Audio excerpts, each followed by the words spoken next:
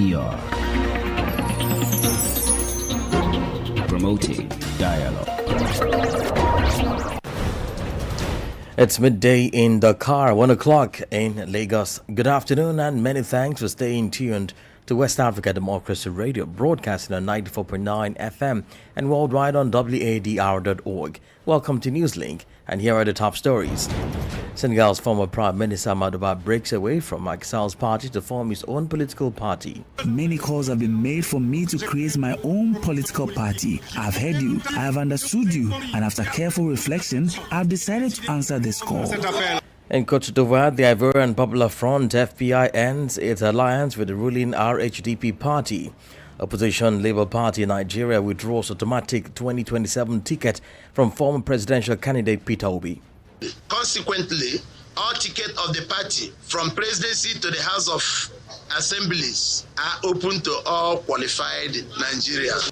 And former Malian Finance Minister Fili Sissoko to face special session on economic and financial crimes. Please stay tuned for details of the stories and more. Here is Imo Edit with Newslink. Many thanks for joining us. We'll begin with the biggest story here in Senegal, where former Prime Minister and unsuccessful presidential candidate Amadou Ba has initiated the process of creating his political party, which he plans to name the New Responsibility. This move officially marks his separation from his former leader, Macky Sall, head of the former ruling party APR, and his Alliance for the Republic. Oguberika brings us more details in this report. Acting to meet the demands of his supporters, Amadou Ba is laying the foundation for New Responsibility, a political formation launched after much reflection. He says, Senegal is going through a period of great expectations and countless economic and social challenges. Now more than ever, the time has come to act. Yes, to act. Not hastily, but with discernment, method, and determination. Many calls have been made for me to create my own political party. I've heard you, I have understood you, and after careful reflection, I've decided to answer this call. Several senior members of the former ruling party have joined his call. Sheikh Oumar Anne, who recently left the APR, has expressed his support for Amadou Ba. Ce parti, nous le construirons pas à pas. Here we go, we will build it without delay, with rigor and determination. Ladies and gentlemen, we are aware of the responsibility that rests on our shoulders, on the shoulders of President Amadou Ba. The former Prime Minister under Macky Sall plans to hold multiple meetings with various national groups before formalizing the creation of this political party. We know the challenges we face are immense. We will first engage in dialogue and meet with the active forces of the nation, those who have supported me, those who have placed their trust in me, but also those who have not yet understood us or who may have doubts. The unsuccessful presidential candidate also urges his companions to learn from their defeat in the last presidential election. He has meanwhile announced a national tour, though the date has not been specified. Oguberika filed that report. Meanwhile, with the December 7, 2024 elections fast approaching in Ghana, various political and presidential candidates, including flag bearers from major parties, filed their nominations on Monday at the Electoral Commission's headquarters in Accra, the country's capital. Among those who completed the process were Dr. Mahamudu Bawumia of the New Patriotic Party, NPP, John Dramani Mahama of the National Democratic Congress, NDC, and several other hopefuls vying for the highest office in Ghana. WDL's Accra correspondent Nadide Tete reports. Several presidential candidates, including the NPP's Dr. Mahmoud Bawumia and the NDC's John Dramani Mahama, filed their nominations on Monday, September 9, ahead of the December 2024 elections. Dr. Bawumia, accompanied by his wife Samira and running mate Dr. Matthew Pogu-Prempeh, was supported by top NPP executives at the Electoral Commission headquarters. We need God to continue to bless our country. What we are trying to do is to help uplift our country. We don't want to tear down our country. And so it's very important that our country is uplifted. Former President Mahama, backed by NDC leaders, but led by the party's chairman, Johnson Esiedun Ketia, also submitted his nomination. The team raised concerns about the voter register and called for fairness in the electoral process. On the 17th of this month, the NDC is embarking on a massive nationwide demonstration in all 16 regional capitals. Descend on the Electoral Commission offices, and we in Accra will descend to the headquarters and present further petitions as to why we think that they should conduct themselves in a manner that will guarantee peaceful, free, and fair elections. Other candidates, including Dr. Hassan Ayariga of the APC, Samuel Appiah-Dankwa of Yellow Ghana, and Nana Kwame Bediako, Cheddar, also filed their nomination. The EC will now review and verify the nomination forms as the election draws near. Here is EC Chairperson Jean Mensah. For WADR, Nadedi Tete, Accra. Still talking politics, but in Côte d'Ivoire, where the Ivorian Popular Front, FPI, has ended its alliance with the ruling Rally of Youths for Democracy and Peace, RHDP. The collaboration was formalized about a year and a half ago as part of a partnership agreement aimed at establishing electoral alliances and promoting national reconciliation. Francis Boniface has more details in this report.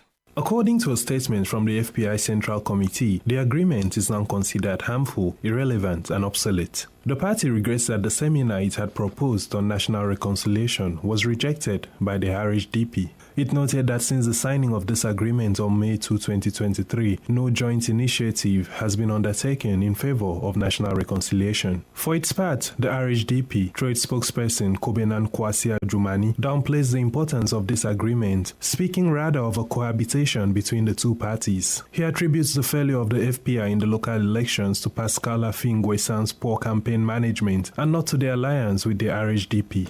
Furthermore, the FPI takes note of the call for opposition unity launched by Laurent Gbagbo on July 14, while still awaiting the opportune moments to take a position. As a reminder, the FPI, founded in 1982 by Laurent Gbagbo, experienced a split after a falling out between the latter and Pascal Affi-N'Guessan, notably during Gbagbo's trial at the International Criminal Court. Upon his return in 2021, Gbagbo created a new party, the African People's Party Côte d'Ivoire (PPACI), leaving Affi-N'Guessan at the head of the FPI. Francis Boniface reporting there. More stories coming up on West Africa Democracy Radio. Newslink continues. We head now to Nigeria, where a faction of the Labour Party has withdrawn the automatic ticket it previously earmarked for the party's presidential candidate in the 2023 election, Peter Obi, and Southeast Abia State Governor Alex Otti for the 2027 elections. This was made known in a resolution after its National Executive Council NEC meeting held on Monday in Abuja, Nigeria's capital. The party said that it has thrown open all its tickets from the presidency to the House of Assemblies to all qualified Nigerians. This came after meeting in Umuahia, Abia State, where key Labour Party leaders, including Peter Obi and Abia Governor Otti, alongside elected senators and House of Representatives members, appointed a 29-member caretaker committee to temporarily oversee the party. Responding to the Umuahia meeting, Abure and National Secretary Umar Ibrahim, in conjunction with the National Executive Committee (NEC) of the party, nullified the decision taken at the stakeholders meeting convened by Otti in Umuahia. I speak of course, of the illegal gathering that took place in Abia State, an attempt to create a rift within our party, led by no other than His Excellency Peter Obi and the Governor of Abia State, Alex Chioma Otti. This meeting held without the authority or consent of the National Executive Council and sought to install a so-called new leadership. Let me be clear. This action was not just illegal, it was a betrayal of everything. Let me make it categorically clear that campaign funds were disbursed, administered in the southern states by the leadership of the campaign council. The party was never involved in the distribution of those resources. Our interest was to see how we can produce a president for the party.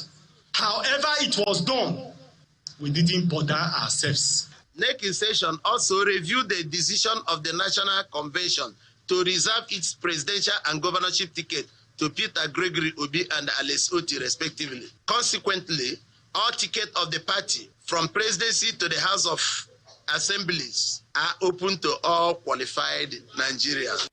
Meanwhile, a human rights watch group, the Socio-Economic Rights and Accountability Project, SERAP, has expressed alarm over the shrinking of civic space in Nigeria under President Tinubu's administration. The concern follows the occupation of SERAP's Abuja office by the Department of State Services operatives who sought to speak with the organization's leadership. Usman Mara tells us more in this report.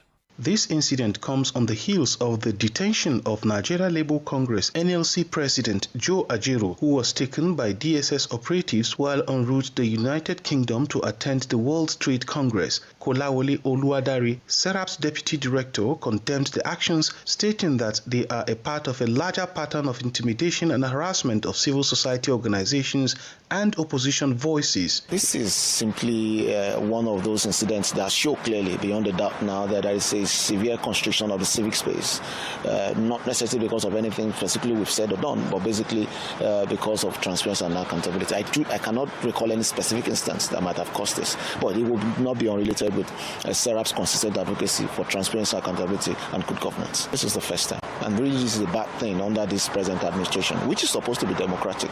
This is the first time. If they really have any grounds for have a conversation with SERAP, I will expect some formal invitations, which of course we will honor if they do that. And then perhaps we can know why, and then next steps. The developments have sparked concerns about the erosion of democratic freedoms and the rule of law in Nigeria. SERAP has called on the international community to take notice of the situation and urged the Nigerian government to respect the rights of citizens and civil society organizations. The incident has also raised questions about the government's commitment to protecting human rights and promoting a free and open society. As the situation unfolds, many are watching to see how the government will respond to these concerns.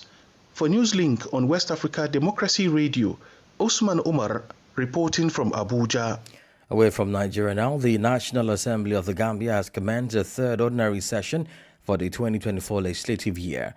Key among the bills expected to be enacted include the Criminal Offence Bill 2020.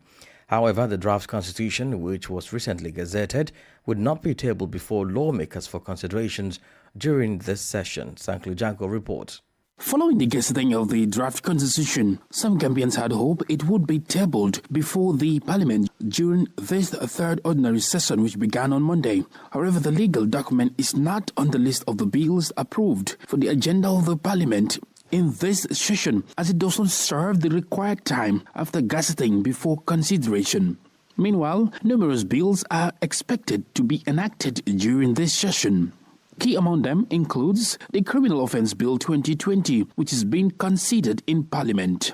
This bill is the first attempt at undertaking a comprehensive review of the Criminal Code of the Gambia since its enactment in 1933. The bill seeks to align Gambia's criminal justice legislation with current trends by removing all provisions inimical to freedom of speech, such as criminal defamation and sedition. During the consideration on the floor of the chambers on Monday, members of the Assembly had heated debates on various clauses, particularly on the false publication and broadcasting. We need to delete this 154. This is not progressive under any democratic dispensation. This particular provision is not progressive at all. I will therefore urge the National Assembly to completely delete this. No, Chair. No, we cannot. But you are talking about false publication and broadcasting. Do we encourage people to make false publications and broadcasting in the name of democracy? The clause was eventually adopted as part of the Criminal Offence Bill 2020. Honorable members, it is proposed that clause 154, false publication and broadcasting, stand part of the bill. Those in favor, please say aye. Those not in favor, please say no. The ayes have it. During this session, cabinet ministers with the Vice President of the Gambia, Mohamed B.S. Jallow, scheduled to appear before lawmakers to provide oral answers. For Newslink on West Africa Democracy Radio, I'm Sankula Janko reporting from Banjul. You're listening to Newslink live on West Africa Democracy Radio, Dakar, and on our partner stations across the sub-region. Here is a reminder of our top stories. Senegal's former Prime Minister Amadou Ba breaks away from Macky Sall's party to form his own political party. In Côte d'Ivoire, the Ivorian Popular Front, FPI, ends its alliance with the ruling RHDP party. Opposition Labour Party Nigeria withdraws automatic 2027 ticket from former presidential candidate Peter Obi. And still ahead in the news, the former Malian Finance Minister Felix Sissoko to face special session on economic and financial crimes. We also have the press review, a guest interview, and sports news. Please stay with us. You are listening to West Africa Democracy Radio, broadcasting from Dakar, Senegal. Oh, don't forget you can listen to us live on wadr.org and follow our live stream on YouTube and Facebook. To the Sahel now, where in Niger, the authorities want to proceed with the redeployment of state agents in ministries and state institutions. The announcement was made in the press release from the Ministry of Public Service published on September 5. This decision is not unanimous at the level of trade union organizations. Well, here is a report from our Niamey correspondent, Murtala Zubairu, and voiced by Abdullah Hassan. The government of Niger, through the Ministry of Public Service, has decided to redeploy state employees to ministries and state institutions that have expressed a need for personnel instead of recruiting new staff. This decision, announced in a communique from the Minister of Public Service on September 5th, aims to control the number of employees and manage the wage bill. According to Jibrila Idrissa, the Secretary General of the Nigerian Confederation of Workers, this decision is not welcomed. The National Youth Council of Niger has also expressed concerns about the impact of this decision on young people. In contrast, the Secretary General of the Democratic Union of Workers of Niger has welcomed the initiative but urges that the redeployment be carried out in accordance with the legislative and regulatory text of the Nigerian Public Service.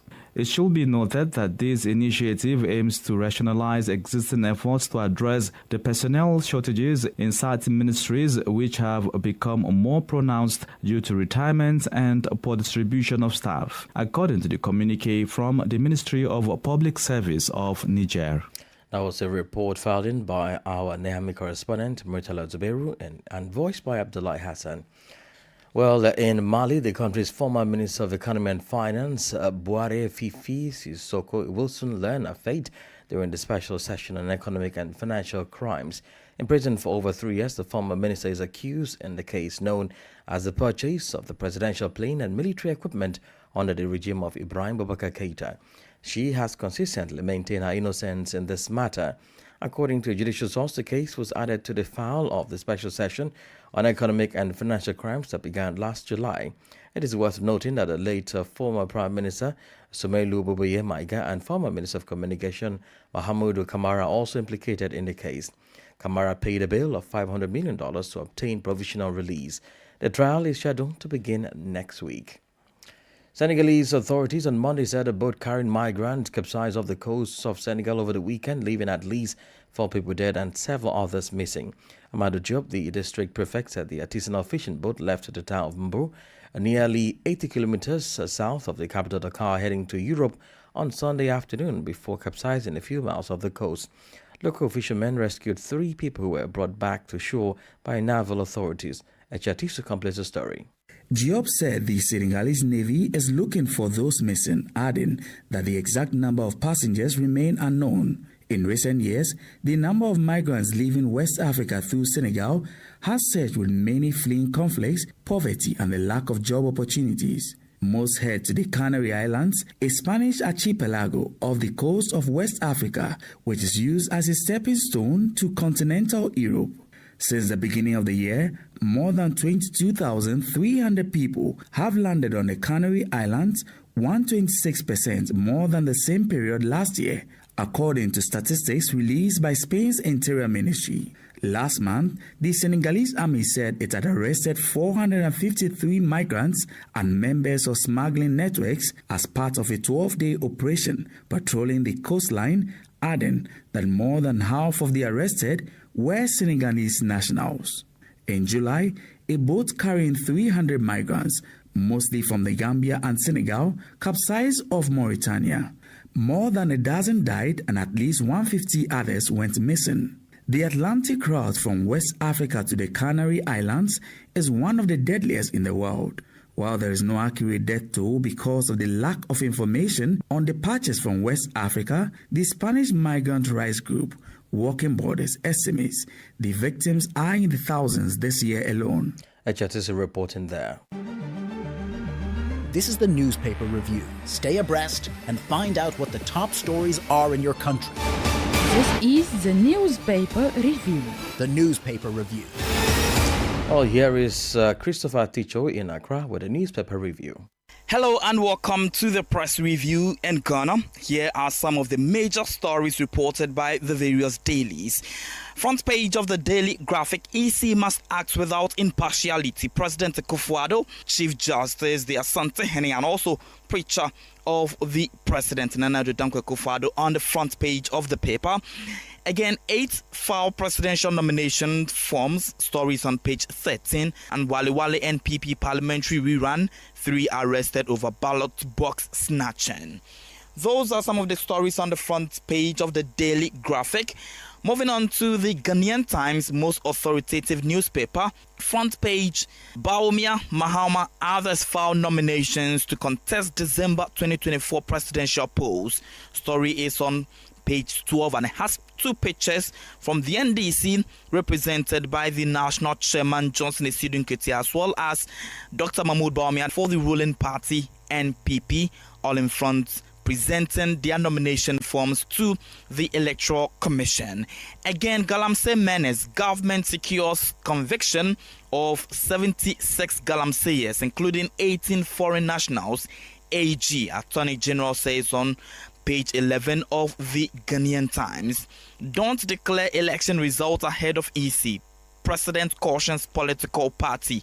Stories on page 12, as well as Catholic Bishop urges EC to ensure impartial lawful electoral process during December polls. Stories also on page 13 of the Ghanaian Times. On the ABC News front page, Bawumia confident of 2024 victory as he files nomination forms. And again, NPP dedication to preserving public sector employment despite IMF program commendable, University done. And then newspaper review from Ghana. Back to you in Dakar. Indeed, many thanks, Christopher Teacher there with a newspaper review. Politics, analysis on major news, social matters, and all. This is A Guest.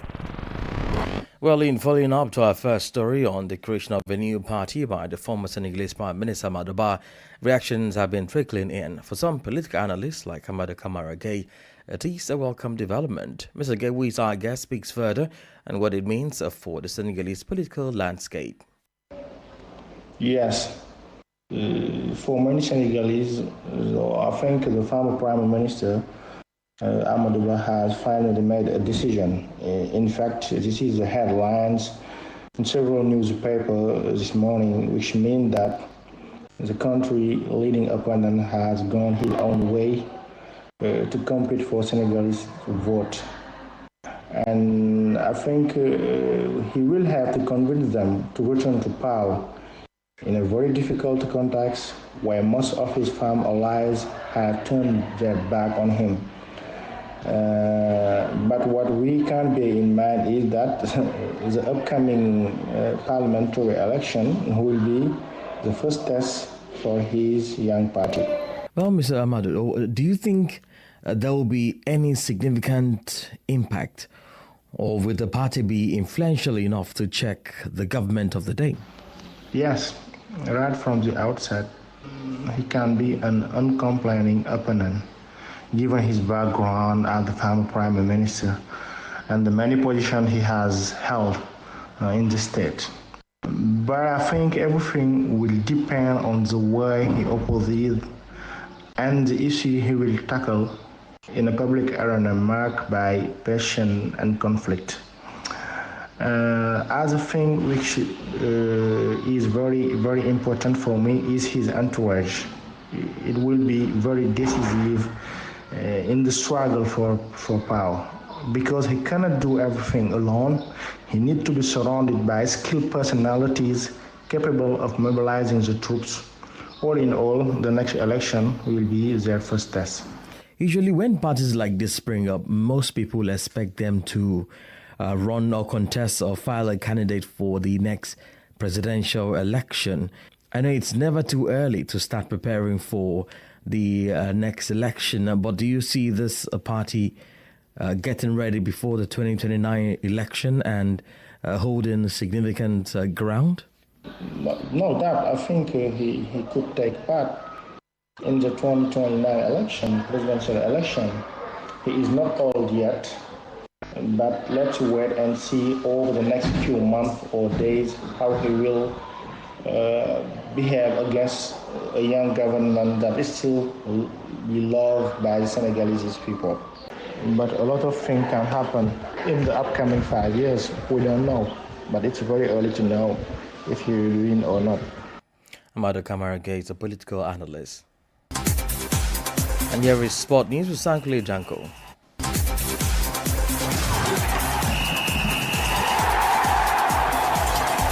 Hello out there, a warm welcome and thank you for joining us.